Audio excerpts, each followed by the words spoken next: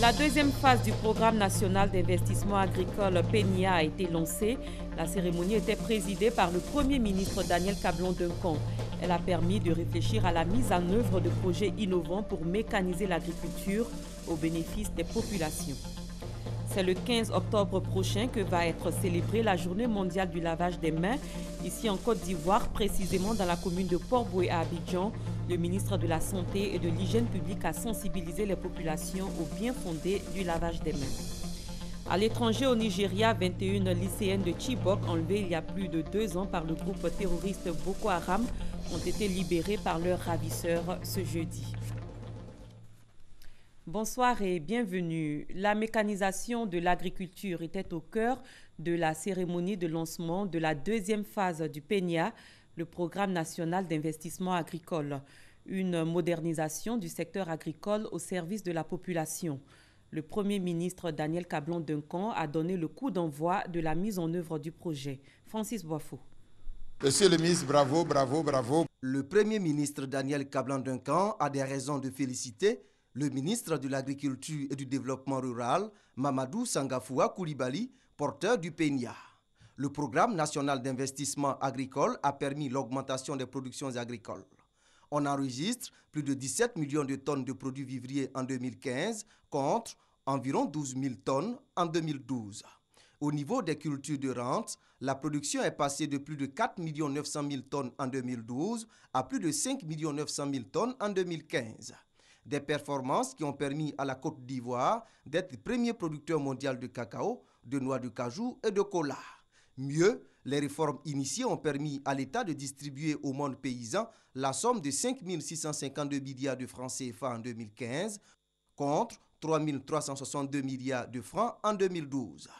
Pour la deuxième phase du PENIA, le ministre de l'Agriculture et du Développement rural souhaite une intégration des questions de production avec maîtrise totale de l'eau, de mécanisation agricole, de formation professionnelle, de commercialisation et de valorisation des produits agricoles sur place. Le tout en suivant une architecture de type agropolaire. En amont, l'on travaille sur la mise en place de toutes les infrastructures agricoles qui permettront d'améliorer la productivité. Et en aval, on facilite l'installation d'un réseau de partenaires privés pour la conservation, la transformation et la commercialisation des produits agricoles. Dans ce système agropolaire, ajoute Mamadou Sangafoua Koulibaly, les autres services sociaux de base, l'eau, l'électricité, la santé et l'éducation sont pris en compte, ainsi que les services TIC et la finance de proximité. Je reste donc convaincu que la deuxième génération de PNIA viendra labourer dans les sillons de PNIA 2012-2015 en vue de consolider les acquis et amorcer l'ère de la transformation structurelle du secteur agricole par la prise en compte des grands défis. Le PNIA 2 couvre la période 2017-2021. Les sous-programmes, les projets spécifiques et les actions prioritaires du programme seront disponibles en mars 2017 après analyse des forces et faiblesses du PNIA 1. Le programme national d'investissement inclut également la transformation des produits agricoles. Et pour la transformation du cacao, le géant américain Mars, spécialisé dans les produits chocolatés, s'intéresse au marché ivoirien. L'information a été donnée au cours du séjour du Premier ministre Daniel Kablon-Duncan aux États-Unis. D'autres investisseurs sont annoncés dans le pays. Adama Koni. C'est à croire que le marketing économique mené par le Premier ministre Daniel Kablon-Duncan à Washington donne les premiers signes de satisfaction. Des investisseurs américains réunis dans le Corporate Council on Africa frappent à la porte du pays. Une quinzaine d'opérateurs privés sont en route. Je crois que ce sera décembre et vous aurez une grande délégation parce que pour le moment, la plus importante destination pour les investisseurs en Afrique francophone, c'est la Côte d'Ivoire. Et tout le monde est très enthousiaste. Dans le paysage économique ivoirien, chacun pense trouver son compte. Je m'intéresse dans l'électricité, mais il y a des autres membres qui s'intéressent dans le solaire et dans la santé, dans le tourisme, dans la construction des routes. Donc il y a beaucoup de possibilités pour nous, les Américains. Nous couvrons tous les secteurs où les États-Unis opèrent. Bien avant la visite du Corporate Council en Africa, le Premier ministre s'est rendu au siège du géant américain de l'industrie du chocolat Mars. Après le français Semois, dont l'usine tourne déjà au bord de la lagune Ébrié, Mars est également intéressé par le marché ivoirien. Le groupe Mars développe des produits qui sont adaptés au marché extérieur, notamment les marchés américains. Mais il faut que nous les amenons à développer parallèlement des produits qui sont adaptés au marché africain. La réunion que nous venons de tenir d'ailleurs a abordé la question, à savoir la diversification de notre économie à partir du secteur agricole et des autres secteurs. Tous ces investissements doivent se faire dans un contexte de respect de l'environnement. C'est pourquoi le Premier ministre et les ministres Rémi Ala-Kouadio de l'Environnement et du Développement durable et Mamadou Sangafoua Koulibaly de l'Agriculture et du Développement rural ont fortement démontré l'intérêt de la Côte d'Ivoire de consolider ses acquis en matière de changement climatique.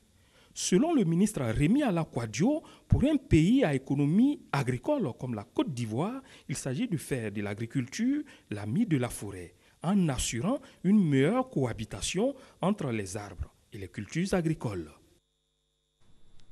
Ici à Abidjan, le Premier ministre Daniel Cablon-Duncan a ouvert les assises ivoiriennes du développement durable. L'objectif de la rencontre est clair, promouvoir les bonnes pratiques de développement durable ainsi que la responsabilité sociétale des entreprises. Alexis Ouedraogo. L'eau que l'on boit, le pétrole qui fait tourner nos moteurs ne sont pas des ressources naturelles inépuisables. C'est justement pour cela que depuis quelques années, la notion de développement durable est au cœur de tous les gouvernements. En Côte d'Ivoire, les deuxièmes assises ivoiriennes du développement durable ont ouvert leurs portes et entendent s'apaisantir sur les bonnes pratiques, tant pour les entreprises que pour les citoyens. La responsabilité sociale des entreprises est absolument nécessaire. Sa prise en compte est absolument nécessaire. Une entreprise d'exploitation minière va avoir un plan de restauration des sols qui ont été utilisés, va avoir un plan de gestion des produits chimiques qui sont utilisés sur place. Mais au-delà de cela, il y aura à l'intérieur de cette entreprise un renforcement des capacités des intervenants qui sont dans ces entreprises, des ouvriers, des cadres, pour que ceux-là puissent travailler de manière écologique, mais également aussi que leur santé soit prise en compte, que leur devenir social soit pris en compte, etc., etc. Pour le chef du gouvernement, la dynamique de croissance d'un pays va de pair avec la prise en compte par le gouvernement des principes et enjeux du développement durable. Il s'agit de faire en sorte que cette notion puisse s'ancrer dans tout le corps social, afin que chaque citoyen devienne un acteur responsable. La rencontre refermera ses portes ce vendredi. Direction le Parlement où la Commission des relations extérieures a voté le projet de loi autorisant le président de la République à ratifier l'accord de Paris sur le climat, accord qui a été adopté en décembre 2015 lors de la COP21. Il a pour but principal d'apporter une réponse au phénomène du changement climatique. Parlons protection civile pour mieux protéger les populations. L'ONPC, l'Office national de la protection civile, a reçu des équipements de secours et 15 véhicules. Ce matériel a été remis par le Conseil national de sécurité. Il a été réceptionné en présence du ministre d'État, ministre de l'Intérieur et de la Sécurité, Ahmed Bakayoko. Abou Sanogo. 15 véhicules tout équipés, des équipements de secours et des lots de premiers secours offerts par le Conseil national de sécurité à l'Office national de la protection civile ONPC. Pour renforcer les capacités des centres de secours d'urgence, ce geste du Conseil national de sécurité, qui s'inscrit dans le cadre de la réforme du secteur de la sécurité, va permettre à l'ONPC de remplir ses missions de protection civile. Désormais, dans les régions qui en seront bénéficiaires, les pompiers civils pourront intervenir rapidement pour éteindre un incendie, pour porter secours à un blessé, un accidenté de la route. Nous saluons ce geste du président de la République. Réceptionnant les clés des véhicules, le ministre d'État, ministre de l'Intérieur et de la Sécurité, Ahmed Bakayoko, a salué le geste du chef de l'État qui, selon lui, vise à rapprocher les secours des populations. Aujourd'hui, le président répond concrètement, comme il a fait il y a 2 semaines, en augmentant le prix du cacao, qui est passé de 1000 à 1100. Ça, c'est des réalités qui changent concrètement la vie des gens. Hier encore, c'était Madame la Première Dame qui présidait une cérémonie de mise à disposition de cliniques mobiles, c'est-à-dire des cliniques équipées, modernes, capables de soigner quelques malades, de dépister des maladies. Et c'est la santé qui va vers les populations. Donc concrètement, on change leur vie. Avec ces dons du président de la République, demain, dans les localités bénéficiaires, c'est plus de capacité à venir au secours des populations. Après l'explication du rôle de chaque équipement suivi d'exercices, les équipements de secours ont été présentés au ministre d'État Ahmed Bakayoko, qui très bientôt va procéder à l'inauguration des centres de secours d'urgence d'Aboissou, de Daloa, de Boisflé, de Bondoukou et de Gagnoa. L'actualité, c'est aussi le projet de nouvelle constitution. Il était au centre d'une rencontre du directoire du RHDP, une rencontre pour débattre de l'agenda de la coalition pour un vote massif du oui lors du référendum prévu le 30 octobre prochain. Thomas Guessambi. Tout juste 24 heures après l'adoption de l'avant-projet de la nouvelle constitution par le Parlement ivoirien, les élus, notamment les députés et hauts cadres du Rassemblement des Oufouettistes pour la démocratie et la paix, se retrouvent. À l'initiative du directoire de ce rassemblement, ils répondent présents. Amadou Soumaoro leur présente 8 points à l'ordre du jour. Entre autres, les remerciements du chef de l'État pour la première étape franchie avec succès, la mobilisation pour le triomphe du oui au référendum du 30 octobre prochain et les rendez-vous que prend le président Alassane Ouattara avec les populations à cette fin. Nous sommes une force politique. Cette constitution est portée par le chef de l'État. Et le directoire du RHDP représente cette force politique qui soutient et accompagne le président de la République et le gouvernement. Il était tout à fait normal que nous nous retrouvions cet après-midi pour non seulement remercier les uns et les autres, féliciter les uns et les autres au nom du chef de l'État, mais aussi nous organiser afin que nous allions partout dans le pays porter la nouvelle de cette nouvelle constitution. Pour la campagne électorale qui s'étend sur 7 jours à compter du 22 octobre prochain, le RHDP choisit dans le district d'Abidjan les maires comme directeurs de campagne et à l'intérieur du pays, la direction de la campagne devrait être l'affaire des coordonnateurs départementaux et des députés dans leur circonscription électorale. Le secrétariat exécutif du PDCI-RDA invite lui aussi à voter oui le 30 octobre prochain. Il s'adressait particulièrement à la jeunesse. Celle-ci a été instruite sur le projet de nouvelle constitution avant d'être mise en mission de sensibilisation. Moussa Konaté. Louis Abounois, député à l'Assemblée nationale, membre du secrétariat exécutif du PDCI, face à la jeunesse. Une conférence pour expliquer aux jeunes la nouvelle constitution afin de les éclairer sur les enjeux. Des orientations appuyées par le secrétaire exécutif du parti. Donc maintenant, vous êtes armés. Et partout où vous êtes, dans vos quartiers, appropriez-vous le texte, parlez à vos camarades et dites-leur que la constitution qu'on va voter, c'est un texte impersonnel. Après la séance, une conduite à tenir pour la jeunesse du PDCI. Se mettre en mission pour sensibiliser à voter oui, le 30 octobre 2016, date du référendum.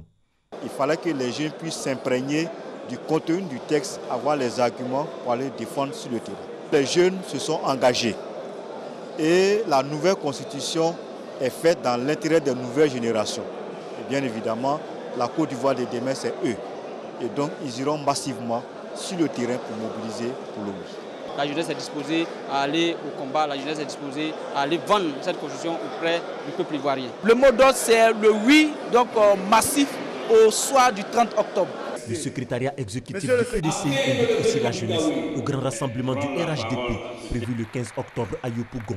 Une démonstration pour marquer son adhésion à ce projet de réforme constitutionnelle. Le contenu de la nouvelle constitution a été expliqué aux populations de Boisflé par le professeur Thérèse Ndriyoman. Elle a appelé au vote du oui lors du référendum. Thérèse Tapéyoboui.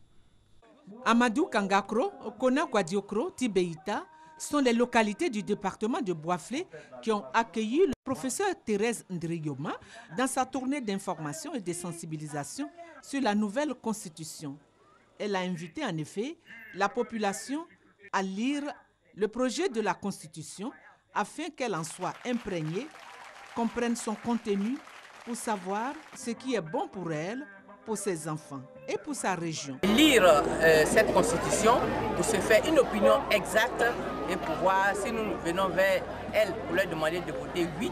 La diplomate ivoirienne auprès du Congo-Brazzaville a demandé en outre à la population de s'approprier tous les articles de cette constitution, ce qui lui permettra de se prononcer au référendum en toute liberté, en évitant de se laisser berner par d'autres discours qui iront contre le vote massif de la loi suprême.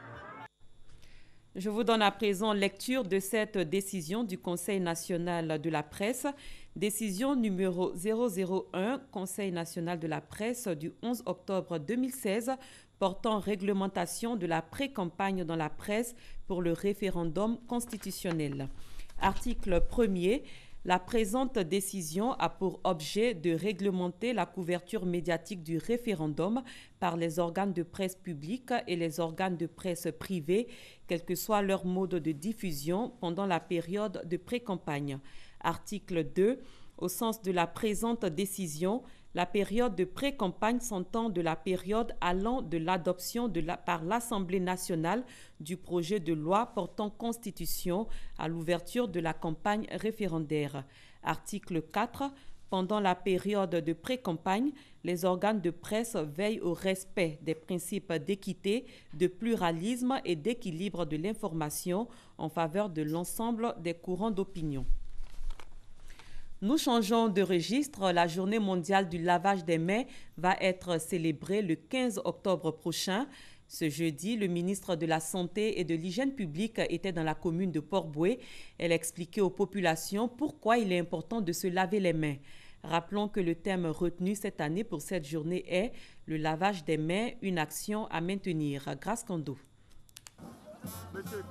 Se laver les mains avec du savon avant de manger. Un geste exécuté par la ministre de la Santé et de l'Hygiène publique dans ce lieu de vente d'Atiéké dans la commune de Port-Bouët. À travers cette action, Raymond Goudou Kofi donne le top départ de la 9e édition de la Journée mondiale du lavage des mains.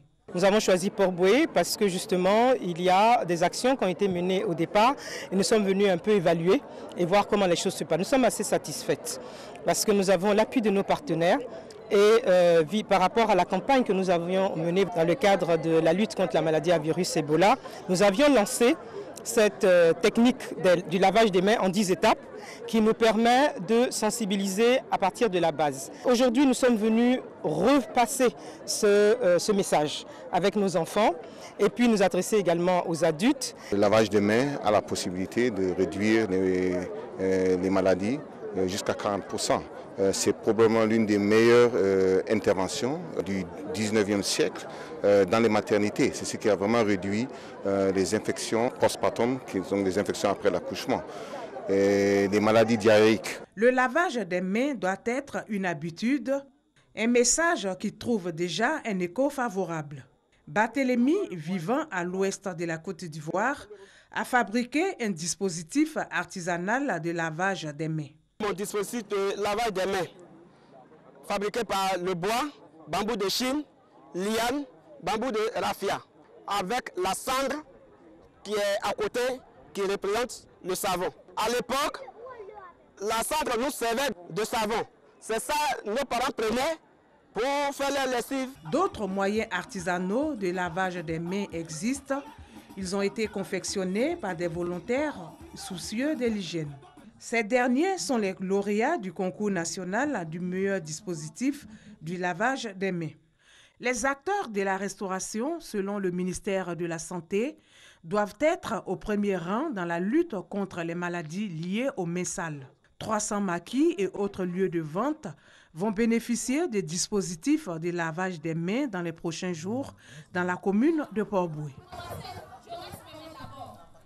En économie, comment améliorer le recouvrement fiscal? La question a été évoquée par la Direction générale des impôts. Elle a fait le bilan de ces recouvrements pour le compte du 3e trimestre de l'année. L'administration des impôts entend se mettre en équilibre avec les prévisions annuelles qui se chiffrent à plus d'1,8 milliard de francs CFA. Lansine Bakayoko, Adama Koni. Pour l'administration fiscale, le temps, c'est plus que jamais de l'argent. Alors que l'échéance de l'exercice budgétaire approche, les prévisions de recettes pour ce 3e trimestre de l'année 2016 ne sont pas à la hauteur des attentes. Au cours du 3e trimestre de l'année 2016, les recouvrements effectués par l'ensemble des services de la Direction générale des impôts s'établissent à 458,8 milliards de francs CFA pour un objectif de recettes de 471,5 milliards de francs CFA. Un écart négatif de 12,7 milliards de francs CFA. En ajoutant ce résultat trimestriel aux réalisations du premier semestre, le montant total des recettes collectées s'élève à 1420 milliards 700 millions de francs CFA entre janvier et septembre 2016. Au regard de notre objectif annuel de recettes, qui lui s'établit à 1869,3 milliards, il nous reste à réaliser d'ici la fin de l'année 448,6 milliards de francs CFA. Un montant important, mais pas inaccessible pour les agents du fisc. La mise en œuvre effective de toutes les mesures d'encadrement et de rationalisation dans l'organisation de nos tâches permettront de réaliser l'objectif de recettes. Pour 2017, le projet de budget est estimé à 6 501 milliards 400 millions de francs CFA. La contribution de la Direction générale des impôts devrait dépasser les 2000 milliards de francs CFA.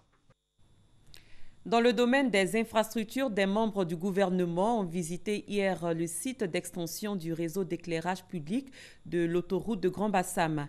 Il s'agissait pour eux de vérifier l'effectivité des travaux relatifs à l'éclairage public de cette infrastructure routière. Le ministre de la Salubrité urbaine et de l'Assainissement a profité de cette occasion pour procéder à l'allumage des lampadaires. Herman Niamier. Après 9 mois de travaux, l'éclairage public sur l'autoroute Abidjan-Grand Bassam est désormais fonctionnel. Le ministre de l'Énergie et du Pétrole, Adama Toungara, accompagné de ses collègues Patrick Kachi des infrastructures économiques et Anne Ouloto de la salubrité urbaine et de l'assainissement, ont effectué une randonnée sur cette autoroute pour s'apercevoir des travaux réalisés. Cette randonnée les a conduits jusqu'au rond-point de Moussou à Grand Bassam.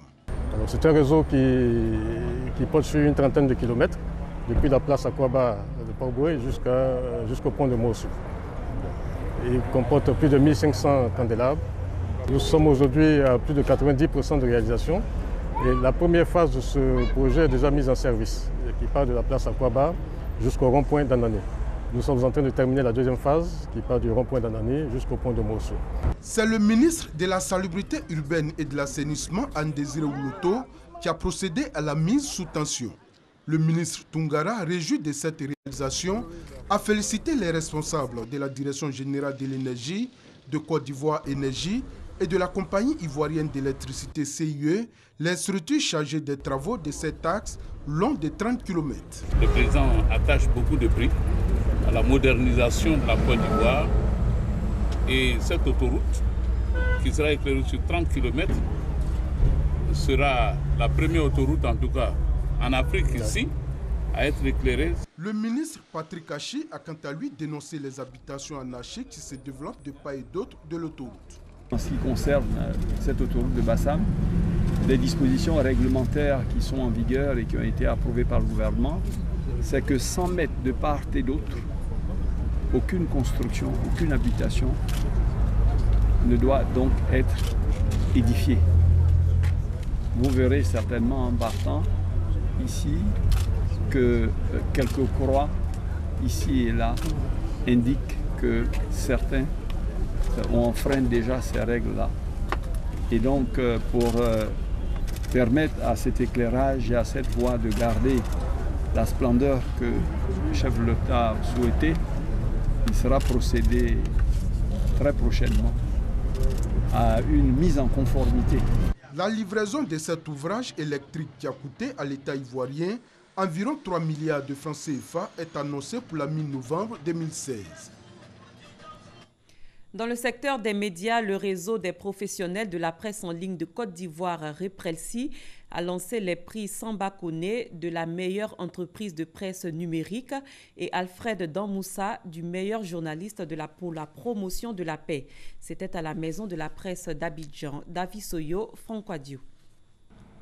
Promouvoir la paix, l'intégration et la solidarité dans l'espace CEDEAO, encourager les promoteurs d'organes de presse numérique rattachés ou non à un support physique à formaliser leurs activités, ce sont les objectifs des prix Alfred Danmoussa pour la promotion de la paix et du prix Koné Samba de la meilleure entreprise de presse numérique de Côte d'Ivoire. Structurer, organiser et promouvoir la presse en ligne à travers ces récompenses qui vont amener la plupart de nos entreprises de presse numérique à sortir de l'informel, à se professionnaliser et à être dans une forme de légalité. Il s'agit donc pour le réseau des professionnels de la presse en ligne de Côte d'Ivoire Reprelsi de mettre en lumière la presse numérique naissante dans la sous-région et la promotion de la paix.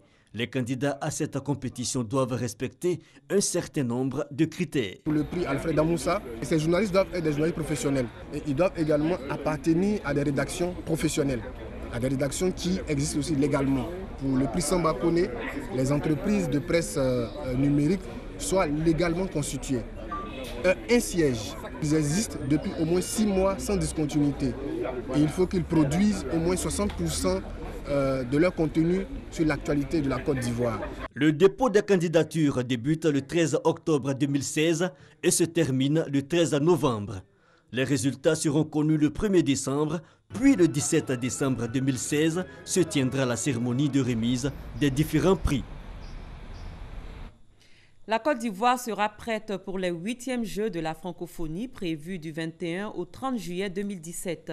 C'est ce qu'a déclaré le ministre Robert Begré-Mambé. Il était face à une délégation d'experts du Comité international des Jeux de la francophonie venus évaluer les travaux du village devant abriter les participants à cet événement. Issa Yeo, Aboussanougou. La délégation d'experts du Comité international des Jeux de la francophonie, conduite par sa présidente du Conseil d'orientation, est venue constater l'état d'avancement des travaux du village des Jeux de la francophonie après le changement de site à l'Institut national de la jeunesse et des sports, INJS, dans la commune de Marcory. Le ministre est auprès du président de la République chargé des Jeux de la francophonie, Robert Begré-Mambé, a assuré ses hôtes au cours d'une séance de travail de ce que la Côte d'Ivoire sera prête pour accueillir ces Jeux. Nous espérons que la mobilisation autour de ces Jeux sera générale, aussi bien de la part de nos pays amis, africains, européens et américains, notamment du Canada. Et nous espérons aussi que la mobilisation intérieure sera générale.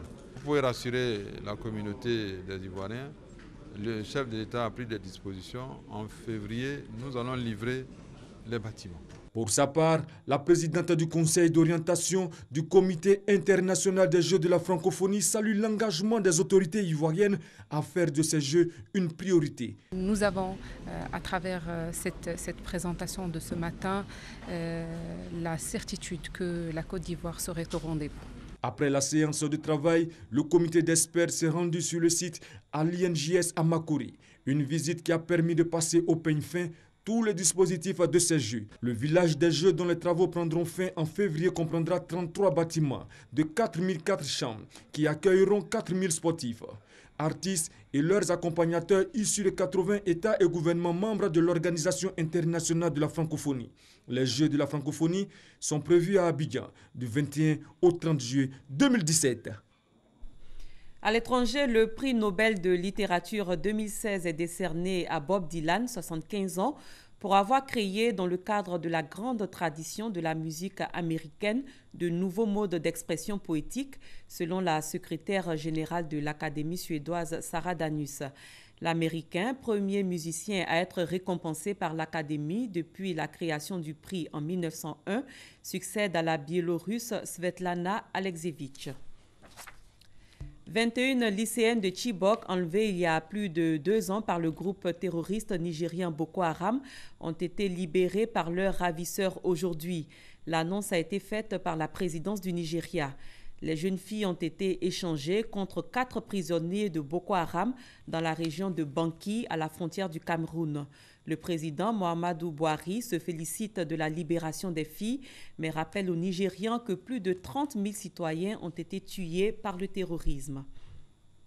C'est la fin de cette édition. Merci de l'avoir suivi. Excellente fin de soirée sur RTI 1.